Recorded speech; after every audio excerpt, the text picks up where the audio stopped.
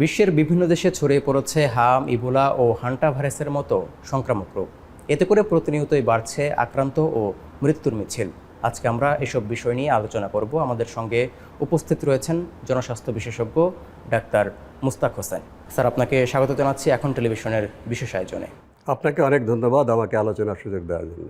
Sir, প্রথমেই আপনার কাছে জানতে চাই যে এই যে হাম, ইবোলা ও হান্টা ভাইরাস, এই তিনটি প্রাণঘাতী ভাইরাসের মধ্যে কোনটি সবচেয়ে বেশি ঝুঁকিপূর্ণ ও ভয়াবহ, এবং এই সব ভাইরাসের কারণে কোন বয়সের মানুষ আক্রান্তের ঝুঁকিতে রয়েছে? আসলে ভয়াবহতা বা মারাত্মকটা নির্ভর করে অনেক শর্তের উপরে। যদি আমরা একটা কোনো রোগ ছড়িয়ে পড়া বা তার যে তাৎপর্য, আমরা এজেন্ট, হোস্ট, এনভায়রনমেন্ট কতখানি ছড়াবে, আচ্ছা যেই রোগ জীবাণুটা সেটা কীরকম ক্ষতি করতে পারে, যাকে ক্ষতি করে তার স্বাস্থ্য কীরকম, এবং পরিবেশটা সেই রোগ ছড়ানোর অনুকূলে না প্রতিকূলে, এগুলো আরও এছাড়াও অন্যান্য পরিবেশের মধ্যে আর্থসামাজিক বিষয় থেকে শুরু করে স্বাস্থ্য ব্যবস্থা সব কিছুই আসে। তো আমি যে সব কিছু বাদ দিই, এজেন্ট অর্থাৎ যেই রোগ জীবাণুটা বা যে ভাইরাসটা এই ক্ষতি করছে তার কতখানি শরীরকে ক্ষতি করার ক্ষমতা আছে, সেদিক থেকে বিবেচনা করলে আমরা একটা মাপ আছে, কেস ফ্যাটালিটি রেট, কতজন রোগীর মধ্যে কতজন মৃত্যুবরণ করার ঝুঁকি আছে, সেটা হিসাব করলে সবচেয়ে বেশি ইবোলা ভাইরাসের কেস ফ্যাটালিটি রেট সবচেয়ে বেশি।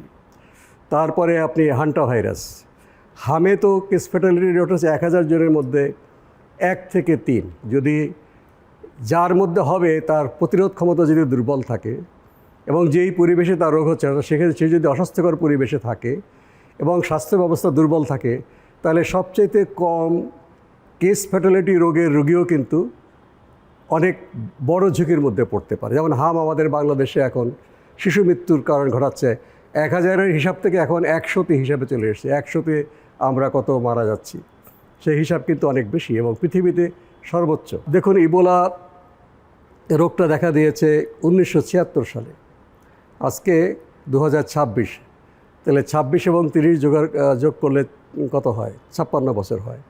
পৃথিবীতে কি আমাদের সম্পদের অভাব ছিল না যে এই ইবোলা রোগের টিকা আবিষ্কার করা, ঔষধ আবিষ্কার করা? অতি সম্প্রতি ইবোলা রোগের টিকা বেরিয়েছে, তাও এখন পরিপূর্ণভাবে সেটা এখনও কী বলে চূড়ান্ত অনুমোদন হয়নি। বিশ্ব স্বাস্থ্য সংস্থা বলেছে যে 9 মাস সময় লাগবে নতুন ভেরিয়েন্ট। ইবোলার যেই টিকাগুলো বেরিয়েছে, এখন যে বুন্ডিবুগো ভাইরাস, যেটা এখন আমরা ডেমোক্রেটিক রিপাবলিক অফ কঙ্গো, অর্থাৎ কঙ্গো তো দুইটা ভাগ, একটা শুধু রিপাবলিক অফ কঙ্গো, একটা ডেমোক্রেটিক রিপাবলিক অফ কঙ্গো, ওই কঙ্গো কিনশাসা, সেখানকার এমন একটা অঞ্চলে এটা হয়েছে। এই প্রজাতির বা এই ভ্যারিয়েন্টের ইবোলা ভাইরাস আগে দেখা যায়নি, কিন্তু ইবোলার যে অন্য ধরনের টিকা বেরিয়েছে সেখান থেকে কিছু মডিফিকেশন করে, সংস্করণ পরিবর্তন করে এর টিকাটা বেরোতে কমপক্ষে 9 মাস লাগবে। ঔষধও তাই, যে ঔষধগুলো পরীক্ষামূলক আছে সেটা এখন প্রয়োগ করা হবে, তবে এটার জন্য হয়তো একটু ডিফারেন্ট ভ্যারিয়েন্ট লাগবে।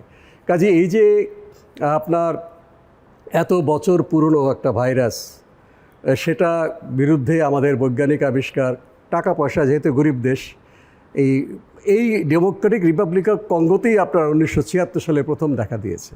তারপরে সাউথ সুদান, দক্ষিণ সুদান, একদম লাগোয়া জায়গা, এটা নিয়ে আপনার ওইরকম গবেষণার জন্য অর্থ বরাদ্দ করা, ভ্যাকসিন, থেরাপিউটিক্স এবং ডায়াগনোসিসটা হয়েছে যে কীভাবে আমরা এটার মানে রোগ নির্ণয় করব, কিন্তু ঔষধ এবং ভ্যাকসিনটা অনেক দেরিতে হয়েছে।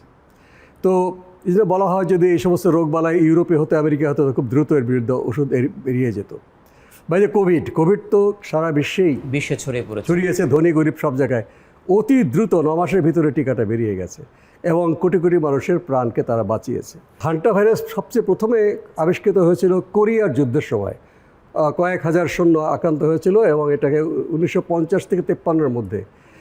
এটার এশিয়ান ধরনে রোগী অনুপাতে মৃত্যুর সংখ্যা কম, অ্যান্ডিজ ধরনের শতকরা 40, কোরিয়ান ধরনের আরেকটু কম। তো এখন কিন্তু আমরা এই কোরিয়ান বা এশিয়ান ধরনের হান্টা ভাইরাস দেখছি না, যেটা উদ্বেগের কারণ ঘটিয়েছে। একটা পর্যটন জাহাজে সেখানে অনেক দেশের মানুষ ছিলেন এবং তাদের মধ্যে যারা এই জাহাজে ছিলেন সবাইকে কিন্তু এখনও কোয়ারেন্টিনে আছে। 45 দিন কোয়ারেন্টাইন করতে হয়, যে সময়টা এখনও শেষ হয়নি। তবে এটা মানুষ থেকে মানুষের তেমন ছড়ায় না, খুবই একই পরিবারের মধ্যে ঘনিষ্ঠ বা স্বামী স্ত্রীর মাধ্যমে ছড়ায়। ইবোলা কিন্তু আপনার খুবই ছড়ায়, এটা প্রাণীবাহিত রোগ। ওই সমস্ত অঞ্চলে তারা বন্য প্রাণী শিকার করে খায়, এবং সেই বন্য প্রাণী শিকার করতে গিয়ে যারা মৃত প্রাণী সেগুলোকেও তারা তো পুড়িয়ে খাচ্ছে। সেখান থেকে রোগটা মানুষের মধ্যে এসে, এবং মানুষ থেকে মানুষে রক্ত, শরীরের রক্তরস, মৃতদেহকে স্পর্শ করা, নাকের যে রস, সেগুলোর থেকে কিন্তু এটা দ্রুত ছড়ায়। কাজে এটা মানুষ থেকে মানুষের ছড়ানোটা খুবই র্যাপিড হয়। যদিও আফ্রিকার বাইরে, দেশের ভিতরের থেকে এই রোগটা বের হয়নি। আফ্রিকা থেকে গিয়েছে এমন মানুষের মধ্যে আমেরিকাতে বা ইউরোপে রোগী পাওয়া গেছে, কিন্তু ইউরোপের মধ্যে বা আমেরিকার মধ্যে বা অন্য কোনো দেশে স্থানীয়ভাবে এই রোগটা এখনও ছড়িয়ে পড়েনি। সেটা সেই দিক থেকে এখনও হয়তো আমরা সারা বিশ্বে বলা হয়েছে এই ঝুঁকিটা সর্বনিম্ন, লোয়েস্ট। এবং হান্টা ভাইরাসেরও বিষয়ে বলা হয়েছে ওই জাহাজে যারা ছিলেন তাদের জন্য এটা উচ্চ ঝুঁকি বা এখন হচ্ছে মিডিয়াম ঝুঁকি, আর সারা বিশ্বের জন্য এটা নিম্নতম ঝুঁকি। আর হাম কিন্তু পৃথিবীর অনেকগুলো দেশে, 90টা দেশের মতো দেশে ছড়িয়ে পড়েছে। হামের ঝুঁকিটা কিন্তু মডারেট, মাঝারি। কিন্তু আমাদের দেশে হামের যেটা আমরা উদ্বিগ্ন যে শিশু মৃত্যু হচ্ছে। শিশু মৃত্যু হতে পারে 1000-এ 1 থেকে 3 জন। এখন আমাদের দেখা যাচ্ছে যে সেই সংখ্যাটা অনেক বেশি। সেজন্য এই উদ্বেগটা আমাদের মায়েদের, শিশুদের জন্য। কিন্তু আমাদের জনস্বাস্থ্যের জন্য এটা জরুরি, কারণ আমাদের যারা শিশু তারা এখানে মারা যাচ্ছে, বিশেষ করে যারা দারিদ্র্যসীমার নিচে বাস করা অপুষ্ট শিশু, যারা সংক্রমিত হওয়া পরিবেশে থাকেন।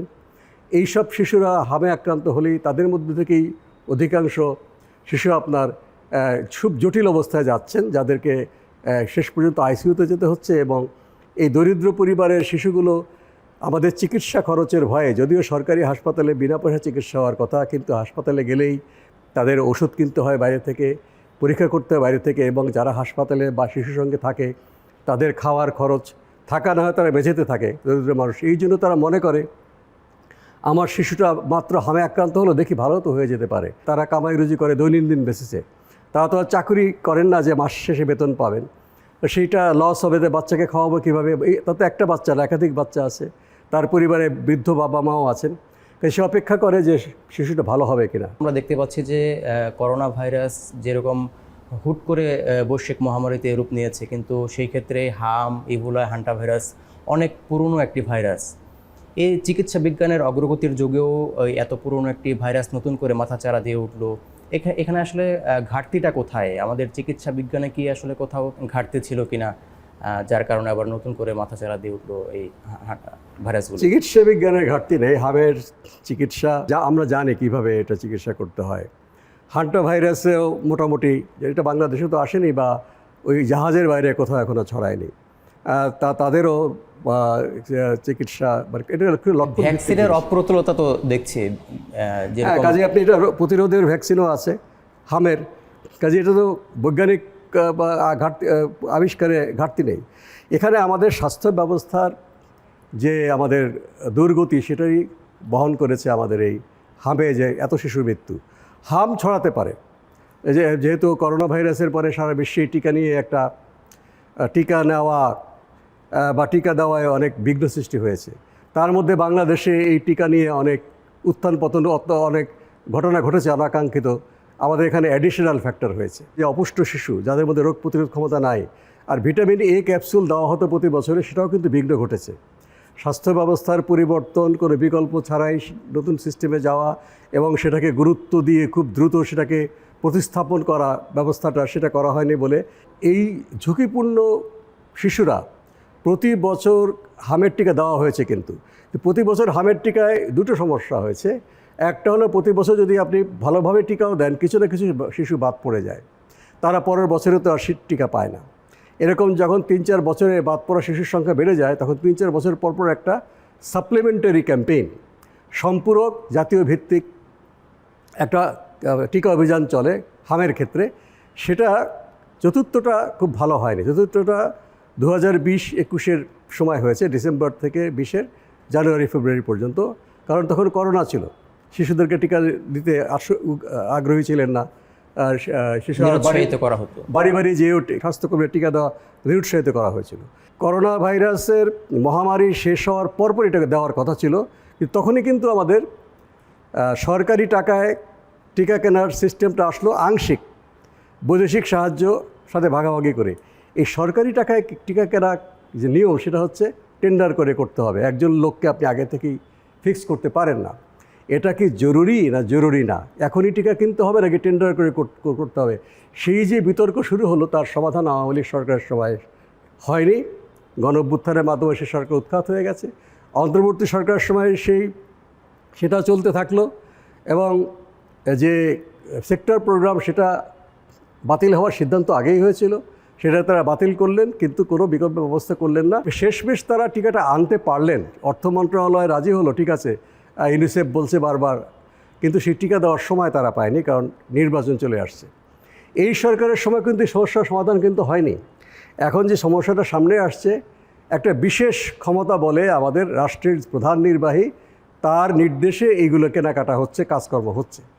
কাজেই জনস্বাস্থ্যকে গুরুত্ব না দিয়ে এই টিকাটা আমরা, বিশেষ করে যে টিকা অভিযানটা, সেটা করা হয়নি 2020-21 পরে। আর প্রতি বছর যে টিকা দেওয়া, সেটা কিন্তু বিগত 2 বছরে ভালোভাবে টিকা দেওয়া হয়নি। স্বাস্থ্যকর্মীদের ধর্মঘট ছিল, টিকার ঘাটতিও ছিল। টিকা আসলেও সরকারি টাকায় টিকা কেনাটা সেখানে কিন্তু আংশিক, সেটা কিন্তু করা যায়নি। ফলে টিকার ঘাটতি ছিল।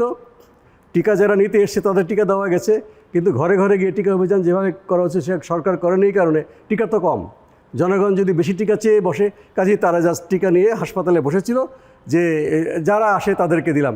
এবং এই বছরে যে প্রথমে যে জরুরি ভিত্তিক যে টিকা 2026 সালে বর্তমান সরকারের সময় 5ই এপ্রিল থেকে এই পর্যন্ত হচ্ছে, এখানে কিন্তু ঘরে ঘরে টিকা নিয়ে যাওয়া হয়নি, কারণ টিকা তো আসলে পুরোটা টিকা এখনও আমাদের পাইপলাইনে আসেনি। কাজেই টিকা শুধুমাত্র হাসপাতালগুলোতে ছিল। এই কিছুদিন আগে তারা হাসপাতালের বাইরে কমিউনিটি ক্লিনিক বেসব জায়গায় টিকা দিয়েছে। প্রায় 3 মাস থেকে 6 মাস প্রস্তুতি নিয়ে একটা অভিযান করা হতো। এখন তো সঙ্গত কারণে এই সময় পাওয়া যায়নি, দ্রুত টিকাতে নেমে যাওয়া হয়েছে। সেই খবরটা এখন মাইকিং করা হচ্ছে। কতগুলো বাড়ির মাঝখানে একটা উঠানে এই টিকা দেওয়ার সেই ব্যবস্থা, আউটরিচ সেন্টার বলি আমরা, সেটা বর্তমান সরকার এখন করার সিদ্ধান্ত নিয়েছে। আর শহরে ভ্রাম্যমান টিকার গাড়ি নিয়ে যারা ভাসমান জনগোষ্ঠী, যারা রাস্তার পাড়ে শুয়ে থাকে, যারা অস্থায়ী বাসস্থানে থাকে, তারা তো দিনের বেলা তো সেখানে থাকে না। কাজে তাদেরকে রাতের বেলা যখন তারা ঘুমিয়ে থাকে, তখন তাদেরকে ঘুম থেকে জাগিয়ে বাচ্চাদের টিকা দেওয়া, সেটা তারা এখন করছে। কাজে এইসব কারণে একটা প্রতিরোধযোগ্য রোগ, সেটা মহামারীতে পরিণত হয়, মহামারীতে পরিণত হতে পারে কোনো কারণে, কিন্তু এত মৃত্যু যেটা হচ্ছে, সেটা হচ্ছে আমাদের স্বাস্থ্য ব্যবস্থাটাকে একেবারেই অতিমাত্রায় কেন্দ্রীভূত। আমাদের সবার নজর হচ্ছে সুপার স্পেশালাইজ চিকিৎসা ব্যবস্থা কী আছে না আছে। আরও একটা নূতন আমরা বাহানা তুলেছি, যে যারা বাইরে যাচ্ছে, যারা আর্থিকভাবে সচ্ছল, সেই সব রোগীদেরকে যেন বাইরে না যায়, সুপার স্পেশালাইজ হাসপাতাল করার জন্য সর্বোচ্চ গুরুত্ব দিচ্ছি। এটা আপনি করেন, কোনো অসুবিধা নেই, কিন্তু একটা সুপার স্পেশালাইজ হাসপাতাল বা মেডিকেল কলেজ হাসপাতাল বা মেডিকেল বিশ্ববিদ্যালয়, তার লিঙ্কে থাকতে হবে তার নিচে বা তার পেছনে একটা উন্নত মানের হাসপাতালের সঙ্গে অন্তত 50-60টা মাঝারি মানের হাসপাতাল, যেখানে রোগীরা সাধারণ চিকিৎসা নিয়ে ভালো হয়ে যাবে। আর একটা মাঝারি মানের হাসপাতাল বা আমরা সেকেন্ডারি হাসপাতাল বলি, তার সঙ্গে 100 বা 60-70টা জনসংখ্যা অনুপাতে প্রাথমিক স্বাস্থ্যকেন্দ্র থাকতে হবে। অধিকাংশ মানুষ, সব মানুষ প্রথমে সেখানে যাবে, জরুরি রোগী ছাড়া। জরুরি রোগী সরাসরি স্পেশালাইজ হাসপাতালে যাবে বা মেডিকেল কলেজ হাসপাতালে যাবে। আপনার মাথায় আঘাত পেয়েছেন, অজ্ঞান হয়ে গেছেন, প্রাথমিক স্বাস্থ্যকেন্দ্রে সেটা খুব একটা কিছু করার নেই, সরাসরি আপনাকে মেডিকেল কলেজ হাসপাতালে এমার্জেন্সি যেতে হবে। কিন্তু প্রাথমিক স্বাস্থ্যকেন্দ্রে আপনাকে সব রোগী যেন আসে, তার জন্য সেটাকে আধুনিক করতে হবে, মানুষ যেন আসে সেইটা করতে হবে। এবং প্রচারের বিষয় আছে। একজন সাধারণ মানুষও মনে করে আমার সর্দি কাশি হয়েছে, আমি একজন সর্বোচ্চ ডিগ্রিধারী মানুষকে দেখাবো, তার পয়সা নাই, সে বাধ্য হয়ে ডিসপেন্সারিতে যায়। যে ডিসপেন্সারি তার ভিজিট নেয়, কারণ যে ওষুধের দোকানদার সে তাকে একটা ওষুধ তাকে দিয়ে দেয় তার বিবেচনা অনুযায়ী। প্রাথমিক স্বাস্থ্যকেন্দ্রগুলো যদি আমরা সবচেয়ে বেশি জোর দিয়ে স্থাপন করতে পারি, যে কোনো মহামারী বলেন কিংবা অসংক্রামক রোগ, ডায়াবেটিস, ব্লাড প্রেশার, কিডনি রোগ, এগুলো অনেকাংশে কমে যাবে, কারণ প্রথম পর্যায়ে ধরা পড়বে। এবং প্রাথমিক স্বাস্থ্যকেন্দ্রে তারা উপদেশ দেবে মানুষকে যে আপনি এটা করলে ডায়াবেটিস হবে না। সারা জীবন ওষুধ খেলে একজন লোকের বা সরকারের যেই টাকা খরচ হয় তার চেয়ে অনেক কম খরচে আমরা প্রাথমিক চিকিৎসা কেন্দ্র যদি আমরা স্থাপন করতে পারি, আমরা অনেক রোগকে এখানেই থামিয়ে দিতে পারি এবং জনগণের স্বাস্থ্য উন্নয়নের কাজ করতে পারি। এবং দরিদ্র মানুষ যারা প্রাথমিক স্বাস্থ্যকেন্দ্রের কাছাকাছি থাকে তাদের যে পুষ্টি সহায়তা দরকার, তাদের যে স্বাস্থ্য ভালো রাখার জন্য যে সহায়তা, সেটাও প্রাথমিক স্বাস্থ্যকেন্দ্র থেকে স্বাস্থ্যকর্মীরা এবং সমাজ কল্যাণের কর্মীরা সেই কাজটা করতে পারে। এই জন্যই আমরা বলছি যে আমাদের দেশে যদি যে কোনো মহামারী বলেন, যেটা বিদেশ থেকে আসুক বা আমাদের দেশে তৈরি হোক, যদি আমাদের প্রাথমিক স্বাস্থ্যকেন্দ্রগুলো আমরা সুসজ্জিত করতে পারি, সেগুলোকে খুব ভালোভাবে আমরা চালাই, আমরা 90% প্রতিরোধটা এখানে করতে পারবো। আমরা করোনার সময় দেখেছি যে করোনা মহামারীর লাগাম টানার জন্য অনেক ধরনের প্রচারণা ছিল এবং ভ্রমণ নিষেধাজ্ঞা ছিল। এই যে এখন যে ভাইরাসের প্রাদুর্ভাব শুরু হয়েছে বিশ্বজুড়ে, এই ক্ষেত্রে এই ভাইরাসের প্রাদুর্ভাব থেকে মুক্তি পাওয়ার জন্য কি সেরকমভাবে বৈশ্বিক যেসব স্বাস্থ্য সংস্থা রয়েছে, বিশ্ব স্বাস্থ্য সংস্থা, তারা কি আসলে প্রান্তিক পর্যায়ের মানুষের কাছে এই তথ্য এবং সতর্কতা পৌঁছে দেওয়ার জন্য সেভাবে কোনো প্রচারণা চালাচ্ছে? আপনার কি মনে হয়? না, হান্টা ভাইরাস এবং ইবোলার জন্য কোভিডের সময় মতো প্রচারণা কোনো প্রয়োজন নেই। কোভিডে ইবোলার জন্যে ঝুঁকিপূর্ণ জায়গা হচ্ছে আপনার আফ্রিকা, যাদের সাথে তার কমন বর্ডার আছে এবং যেই অঞ্চলে হয়েছে তারা হচ্ছে সর্বোচ্চ ঝুঁকিতে তারা আছে। তার আশেপাশে যে দেশগুলো এইসব দেশের সীমান্তে আছে তারা মাঝারি ঝুঁকিতে আছে। এবং এর বাইরে আফ্রিকারই যে বিভিন্ন রাষ্ট্র আছে, মনে করেন আলজেরিয়া, মরক্কো, দক্ষিণ আফ্রিকা, তাদের লো রিস্ক। এবং অন্যান্য দেশ যেগুলো আছে এশিয়া আফ্রিকা, তারাও নিম্নতম ঝুঁকিতে আছে। ঝুঁকি অনুযায়ী কিন্তু প্রচারটা হবে। হজ হচ্ছে সৌদি আরবে হজে বিভিন্ন দেশ থেকে লাখ লাখ মানুষ যাচ্ছে, সেখানে কিন্তু আফ্রিকার মানুষও যাচ্ছে, আফ্রিকার মুসলমানরা, এবং বিশ্বের নানা প্রান্ত থেকে মুসলমানরা যাচ্ছে। এবং এই এক দেশ থেকে যারা হচ্ছে বিভিন্ন দেশে থাকে, সেসব দেশ থেকে তাদের নিজ দেশে হচ্ছে ঈদ করার জন্য ছুটিতে যাচ্ছে। এই ক্ষেত্রে আসলে এসব ভাইরাসগুলো বিশ্বব্যাপী ছড়িয়ে পড়ার কোনো আশঙ্কা আছে কিনা? প্রথমে আসি বাংলাদেশের ভেতরে আমরা হাম নিয়ে চিন্তিত। আমরা বলবো যে সমস্ত শিশুর অসুস্থ জ্বর হোক বা তার শরীর খারাপ, তাকে নিয়ে আপনারা ভ্রমণ করবেন না, কারণ শিশুর স্বাস্থ্যটা আরও খারাপ হবে। আর যদি তার হামের মতো সংক্রামক ব্যাধি থাকে তাহলে তো এটা অন্যদের মধ্যে ছড়িয়ে পড়বে। দেশের ভিতরে এটা কিন্তু আমাদের ভ্রমণ নিষেধাজ্ঞা দেশের ভিতরে আমরা করছি না, এটা প্রয়োজন নেই। এবং হামের জন্য যেই বাচ্চাটা অসুস্থ তাকে ঘরে রাখতে হবে। এবং প্রান্তিক পরিবারের শিশুদেরকে একটা জায়গায় রাখার জন্য বারবার বলেছি আমরা, কমিউনিটি আইসোলেশন।